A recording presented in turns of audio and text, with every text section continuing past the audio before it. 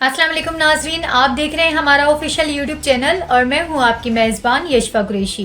जी नाजरीन, आज की अहम तरीन खबरें हैं वो जानते हैं इमरान रियाज खान के बारे में। ये जो खबरें आ रही हैं कि उन्हें छोड़ दिया जाएगा 1 महीने में, सवा महीने में। अब एक दिन और गुजर गया और एक दिन और गुजर गया तो पीछे आपके जो दिन रह गए हैं वो और कम होते जा रहे हैं। तो पाकिस्तानी तो एक एक दिन करके गिनेंगे, जो अपने लीडर की कैद का एक एक दिन गिनते हैं और रोजाना सोशल मीडिया पर डालते हैं कि आज इमरान खान को 600 दिन हो गए, आज 601 दिन हो गए, आज 602 दिन हो गए। जब उन्हीं पाकिस्तानियों को टाइम दिया गया पाकिस्तान की इंटेलिजेंस एजेंसी ISI के DG की जानिब से, क्योंकि ये टाइम उन्होंने खुद से कोई बयान देते हुए नहीं दिया, लेकिन उन्होंने ओवरसीज पाकिस्तानियों से जो मुलाकात की तो उसमें कहा कि 4-5 हफ्ते में इमरान खान साहब को छोड़ दिया जाएगा। जो लोग लापता है जबरी तौर पे उनका मामला हल हो जाएगा और चीज़ें ठीक हो जाएंगी। खासतौर पे जो मिलिट्री ट्रायल वाला मामला है वो ठीक हो जाएगा। अब दबाव तो बहुत है पाकिस्तान की एस्टेब्लिशमेंट पे। देखिए दबाव किन चीज़ों का है ये हमें याद रखना पड़ेगा। जिन चीज़ों का दबाव है, नंबर 1, पाकिस्तान की मीशत खड़ी नहीं हो रही। लगातार ये तमाम इकदाम करके देख चुके हैं, मीशत खड़ी नहीं हो रही और मीशत खड़ी तब तक नहीं होगी जब तक कि लोगों का एतमाद हुकूमत के ऊपर बहाल नहीं होगा। पाकिस्तान में सियासी इस्तेहकाम नहीं है तो माशी इस्तेहकाम आ ही नहीं सकता। लोग पैसा खर्च नहीं कर रहे बल्कि लोग पैसा पाकिस्तान से बाहर लेकर जा रहे हैं और जिनका पैसा बाहर पड़ा है वो पाकिस्तान में लाने के लिए तैयार नहीं है।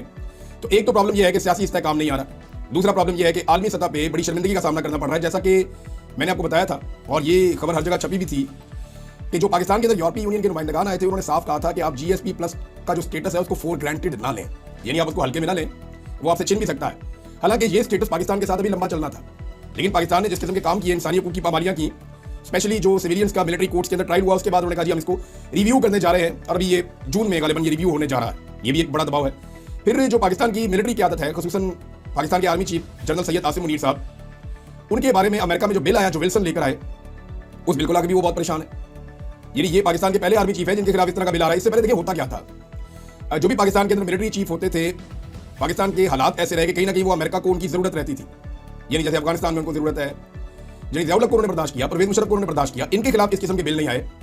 तो जनरल आसिम मुनीर तो डिक्टेटर नहीं बने, लेकिन इनके खिलाफ बिल आ गया क्योंकि इनके दौर के अंदर जो चीज़ें हुई हैं वो तो रिकॉर्ड ही टूट गए सारे के सारे। और ये मैं नहीं कह रहा, सारे कहते हैं। यानी जिन लोगों ने माशाल्लाह के अदवार देखे हैं, परवेज मुशर्रफ का दौर तो हमने भी बड़ा क्लियरली देखा है, ज़ियाउल हक के दौर को बहुत डीपली हमने सुना है क्योंकि वो बिल्कुल खत्म हुआ था, साथ ही बेनज़ीर भुट्टो की और नवाज शरीफ साहब की उम्मतें आ गई थी। तो ज़ियाउल हक को सुनते सुनते हम बड़े हुए कि उसने क्या किया था। इसी तरह अयूब खान की कहानियाँ हैं, याया खान की हैं, लेकिन वो जो लोग कहानियां सुनाते हैं वो कहते हैं इतना जुल्म और ज्यादती तो तब भी नहीं हुई थी जितनी अब हो रही है। यानी तब भी खवातीन का एहतराम तो किया जाता था कम से कम। कुछ चीज़ें ऐसी हैं जो तब नहीं की गई थी। हालांकि बांग्लादेश से बहुत अजीबोगरीब कहानियां रिपोर्ट हुई, उनमें से कुछ पे आज भी यकीन आता, कुछ पे नहीं आता। लेकिन जब हम पाकिस्तान के हालात देखते हैं तो फिर हम कहते हैं कि शायद बांग्लादेश के लोग झूठ नहीं बोल रहे थे, जो उनकी तरफ से शिकवे और शिकायतें थे शायद वो सारे गलत नहीं थे। वजह यह है कि उससे मिलती जुलती चीज़ें हमने पाकिस्तान में होती हुई देखी हैं। तो एक के बाद एक दिन गुजर जाता है, प्रेशर तो बहुत है। ये जो विल्सन का बिल है ये वाकई प्रेशर डालेगा और एक मुसीबत पैदा कर देगा। और क्या एक ऐसे आर्मी चीफ को कंटिन्यू करवाया जाएगा नवंबर 2025 के बाद, जिसके ऊपर अमेरिका में पाबंदियों की करारदाद हो, या अगर ये पास हो गई तो फिर तो वो बिल पास हो गया तो फिर तो पाबंदियां लग जाएगी। अब ये बड़ी टेक्निकल चीज़ें हैं, इनसे बचना कैसे है, ओवरसीज पाकिस्तानियों में फूट डालनी पड़ेगी, पाकिस्तान तहरीक इंसाफ के सोशल मीडिया को कुचलना पड़ेगा। अच्छा, ये बड़ा इंटरेस्टिंग है, अगर पाकिस्तान तहरीक इंसाफ के सोशल मीडिया को पाकिस्तान की एस्टेब्लिशमेंट कुचलती है तो उसके लिए उन्हें सैकड़ों गिरफ्तारियां करनी पड़ेगी। पाकिस्तान में लोगों को टॉर्चर करना पड़ेगा, जबरी तौर पर लापता करना पड़ेगा। अभी भी लगभग 1 दर्जन के करीब लोग बताए जाते हैं जो पाकिस्तान तहरीक इंसाफ के जबरी तौर पर लापता है। इनका पता नहीं है किधर गया। फरहान चिश्ती हो गए, वो एक और हो गया, उस्मान साहब हो गए, 2-3 और हैं, इनके नाम तो मुझे याद है। कुछ और लोग हैं जो अभी रिसेंटली जिनके नाम आए हैं। तो लोगों को जबरी तौर पर लापता किया गया है। इस तादाद में और रफ्तार में बहुत इजाफा करना पड़ेगा। पीका के तहत बहुत सारे लोगों को गिरफ्तार करना पड़ेगा, जुल्म और बर्बरियत करनी पड़ेगी, तब जाकर सोशल मीडिया को पाकिस्तान के अंदर कुछ हद तक हैंडल किया जा सकेगा। पाकिस्तान के बाहर जो ओवरसीज पाकिस्तानी है वो तो फिर भी हैंडल नहीं हो पाएंगे। लेकिन जब सोशल मीडिया के ऊपर इस लेवल का क्रैकडाउन आएगा तो इसका रद्देमल भी इसी लेवल का आएगा। एस्टेब्लिशमेंट को शायद इस बात का अंदाजा नहीं है। एक तो बड़ा खौफनाक रद्देमल आएगा पाकिस्तान के अंदर, और दूसरा जो ओवरसीज पाकिस्तानी हैं उनके इत्तेफाक में और इत्तेहाद में इजाफा हो जाएगा। ये आप मेरे से कंफर्म करवा लें। जब जब आप पाकिस्तान के अंदर जुल्म करेंगे, तशद्दुद करेंगे, जबर करेंगे, ओवरसीज पाकिस्तानी पाकिस्तान के साथ खड़े हो जाते हैं। देखिए ना, पाकिस्तान में सैलाब आ जाए, जल्जला आ जाए, कोई आपको मुसीबत पड़ जाए, कोई आफत आ जाए, तो आप सबसे पहले ओवरसीज पाकिस्तानियों की तरफ देखते हैं और वो दिल खोल कर पाकिस्तान के साथ खड़े होते हैं। ऐसे ही हमने देखा हमेशा पाकिस्तान की हुकूमतों को करते हुए, अपोजिशन को भी, तंजीमों को भी, सबको ये करते हुए देखा। तो जब वो हर सुख और दुख की घड़ी में पाकिस्तान के साथ खड़े होते हैं तो वो जुल्म और जबर के खिलाफ भी पाकिस्तान के साथ खड़े होंगे। तो ओवरसीज पाकिस्तानी इकट्ठे हो जाएंगे। ये दोनों टारगेट एक साथ अचीव किए नहीं जा सकते। एक तो सोशल मीडिया को अगर तोड़ना और कमजोर करना है तो पाकिस्तान में कुछ हद तक शायद ये कर पाए, लेकिन पूरी तरह से कुचलना मुमकिन नहीं है। नंबर 2, ओवरसीज पाकिस्तानियों में अगर फूट डालनी है तो ये फूट खत्म हो जाएगी जैसे आप एक क्रैकडाउन करेंगे, ओवरसीज पाकिस्तानी फिर इकट्ठे हो जाएंगे। और अगर इक्का दुक्का लोगों की आप सोच बदलने में कामयाब हो भी जाते हैं, या वो अपना बयानिया आपकी वजह से नरम कर लेते हैं, या सोच बदल भी जाती है, तो ओवरसीज पाकिस्तानियों की अक्सरियत कल भी इमरान खान के साथ खड़ी थी, आज भी खड़ी है। हालांकि जो पाकिस्तान तहरीक इंसाफ के सनाउल्लाह मस्तीखेल साहब हैं, उन्होंने दावा भी किया था थोड़ा सा पहले कि पाकिस्तान की फौज के अंदर जो सर्वे हुआ है वो एक पल्स रिपोर्ट बनती रहती है, तो उस सर्वे के मुताबिक 94% पाकिस्तानी जो फौज के अंदर काम करते हैं वो इमरान खान के साथ खड़े, ये उन्होंने दावा किया। तो अब आप अंदाजा कर लें कि ओवरसीज पाकिस्तानी कितनी बड़ी तादाद में इमरान खान के साथ खड़े होंगे। पाकिस्तान के अंदर पाकिस्तानी जो है वो बहुत महदूद रह गए हैं जो बाकी पॉलिटिकल पार्टी को सपोर्ट करते हैं। अगर आप फ्री एंड फेयर इलेक्शन करवाए तो इमरान खान 2/3 अक्सरियत बगैर किसी लंबी चौड़ी कैंपेन के आज भी दे सकता है। लेकिन फजल रहमान साहब क्या मांग रहे हैं इमरान खान साहब से? Seat adjustment. वो भी ये जानते हैं कि इस वक्त इमरान खान की मकबूलियत का तोती बोलता है, और अगर इस वक्त इमरान खान साहब आ जाते हैं तो 2/3 अक्सरियत लेंगे, उन्हें किसी की जरूरत ही नहीं होगी। लिहाजा अगर अपनी सीटें लेनी है तो इमरान खान साहब के साथ सीट एडजस्टमेंट करनी पड़ेगी। ये फजल रहमान साहब जैसा मजबूत सियासतदान भी जानता है। अब इमरान खान साहब से एक तरफ तो कहा जा रहा है जी हालात बेहतर किए जाएंगे, टेम्परेचर डाउन किया जाएगा, दूसरी तरफ बंदे अगवा किए जा रहे हैं, जुल्म और बर्बरियत जो है उसको बंद नहीं किया जा रहा, और इमरान खान साहब की मुलाकातें भी रोकी हुई हैं। यानी ईद वाले दिन ना बुशरा बीबी की मुलाकातें हुई, ना इमरान खान साहब की मुलाकातें हुई, और कैसा बेशरम मीडिया इसके ऊपर खबर ये चलाई गई कि कोई भी मिलने नहीं आया। भाई जब मुलाकातों के लिए अदालती अहकामात लेकर तयशुदा मुलाकातों के लिए वो मिलने आते हैं तो कोई मिलने नहीं देता, और आज तो कोई मुलाकात आप इजाजत ही नहीं दे रहे और फिर खबर चला रहे हैं कि जनाब बंदे मिलने नहीं आए। आवाम पहुंची क्यों नहीं, लोग पहुंचे क्यों नहीं? तो लोग पहुंचे जी आज इमरान खान साहब से मिलने के लिए। सलमान अकरम राजा साहब जो लिस्ट बनाकर देते हैं कि ये बंदे इमरान खान को मिलेंगे और ये बंदे नहीं मिलेंगे, वो सलमान अकरम राजा साहब को नहीं मिलने दिया गया इमरान खान साहब से, अंदाजा कीजिए आप। और कोऑर्डिनेटर हैं जो नामजद करते हैं बंदे के, ये जाएगा अंदर, ये नहीं जाएगा। और जो जेल का अमला था वो कहते जी फला फला बंदे को हम अंदर भेज देते, और जेल का अमला नाम दे रहा था कि ये बंदे आप अंदर भिजवा दें। यानी जेल अमला की जानिब से बार बार अंसर कियानी एडवोकेट और ताबिश फारूक एडवोकेट को अंदर भिजवाने की हिदायत की गई, जिस पर सलमान अकरम राजा ने दोनों को अंदर जाने से दोबारा रोक दिया। उन्होंने कहा आप अंदर नहीं जाएंगे। सलमान अकरम राजा साहब ने कहा, सलमान अकरम राजा ने कहा कि आप हमें अंदर भिजवाएं और हमारे बाद इनको भी भिजवा दें, लेकिन नंबर पूरे ना करें। अगर आप हमें अंदर नहीं भेजते तो कोई भी अंदर नहीं जाएगा। फिर आदम सवाती साहब को एक दो लोगों के साथ अंदर गए हैं, उन्होंने जाके इमरान खान साहब से मुलाकात की, और ये बड़ी बमशेल मुलाकात है। इसके बारे में जो खबरें हैं वो मैं आपको बताता हूँ, ये एक्सप्रेस न्यूज से आपको पढ़ के बताता हूँ। स्पीकर खैबर पख्तूनख्वा असेंबली को मुस्ताफी हो जाना चाहिए, इमरान खान साहब ने कहा। अच्छा, लोग वजीर आला के बारे में बात करते हैं, इमरान खान साहब ने स्पीकर के बारे में बात कर दी कि स्पीकर को जो है वो मुस्ताफी हो जाना चाहिए। पाकिस्तान तहरीक इंसाफ के बानी इमरान खान ने कहा है कि अगर पार्टी रहनुमाओं पर करप्शन के इल्जामात की तहकीकात करने वाली कमेटी ने फैसला किया है तो खैबर पख्तूनख्वा असेंबली के स्पीकर को अपने ओहदे से मुस्ताफी हो जाना चाहिए। रावलपिंडी अडियाला जेल में इमरान खान के साथ मुलाकात के बाद ये बातें बताई हैं आदम सवाती साहब ने। ये इमरान खान साहब के बड़े करीबी साथी है और इमरान खान साहब इन पर एतबार इसलिए करते हैं कि इन्होंने हर तरह का जबर बर्दाश्त किया। इनकी वीडियोस लीक कर दी गई, उन्होंने उस पर भी प्रेस कॉन्फ्रेंस कर दिया कि इनकी फैमिली के साथ वीडियोस एक कैमरे में बना के वो लीक कर दी गई खुफिया कैमरों से। इन्होंने वो भी आके मीडिया के सामने रख दिया सारा कुछ। फिर इनके कपड़े उतारे गए, इन्होंने आके वो भी मीडिया के सामने रख दिया।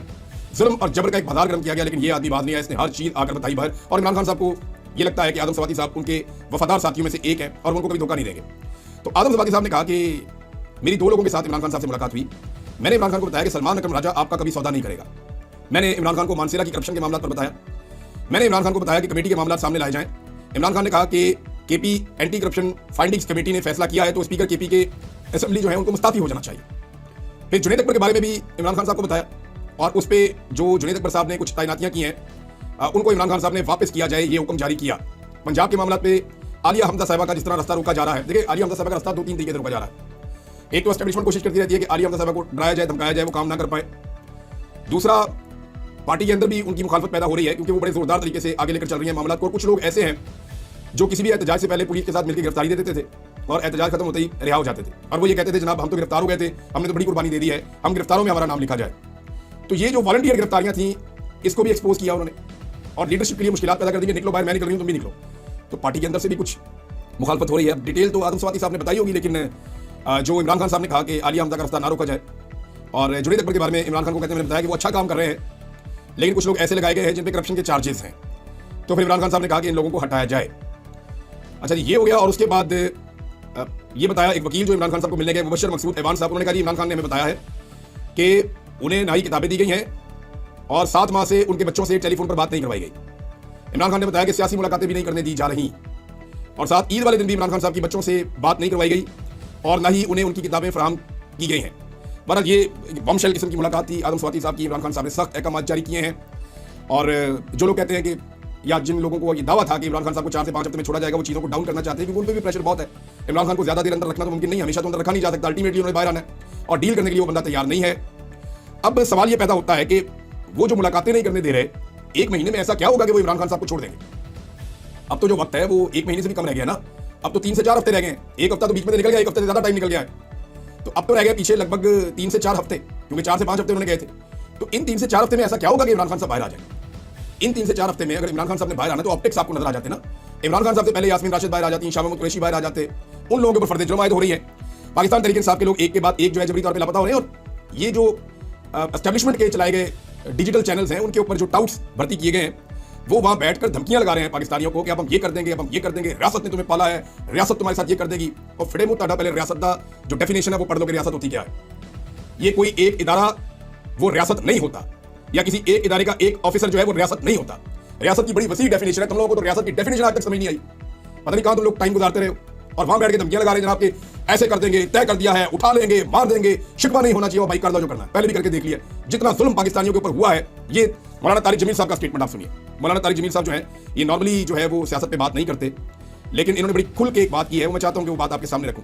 मौलाना तारिक जमील साहब कहते हैं कि 70 साल की इनकी उम्र है तारिक जमील साहब की, और कहते हैं मैंने अपनी 70 साल जिंदगी में पाकिस्तान में ऐसा जुल्म नहीं देखा जो अब हो रहा है। लेकिन रात कितनी लंबी क्यों ना हो जाए, सुबह को आने से कोई नहीं रोक सकता। ये मौलाना तारिक जमील साहब का मौजूदा हालात के ऊपर एक तबसरा है। और देखें वो खुद कह रहे हैं कि मैंने अपनी जिंदगी में ऐसा जुल्म, अब इन्होंने तो देखा होगा ना ज़ियाउल हक का भी पूरा दौर, उससे पहले वाला भी दौर, इन्होंने तो डिक्टेटर्स देखे हैं, परवेज मुशर्रफ का दौर देखा है, और वो कह रहे हैं कि जी ऐसा सख्ती और ऐसा जुल्म मैंने इससे पहले नहीं देखा जो अब पाकिस्तान में हो रहा है। तो एक तरफ जुल्म हो रहा है, दूसरी तरफ धमकियां लगाई जा रही हैं, और तीसरी तरफ जो है वो मीटिंग्स के अंदर बैठ के रास्ते ढूंढे जा रहे हैं कि यार कोई मेहरबानी करो, तुसी भी हम इमरान खान को बाहर निकालते हैं। और आलमी प्रेशर बढ़ता जा रहा है। इन सारी चीजों को आप अगर इकट्ठा करें तो पाकिस्तान की एस्टेब्लिशमेंट इस वक्त बहुत डिप्रेशन में है, बहुत ज्यादा डेस्परेट है, और वो ये इमरान खान साहब को छोड़ना उनकी मजबूरी तो हो सकती है, लेकिन वो छोड़ नहीं सकते, वो बहुत फंसे हुए हैं, क्योंकि इमरान खान साहब जेल में बैठ के किसी किस्म की डील नहीं कर रहे।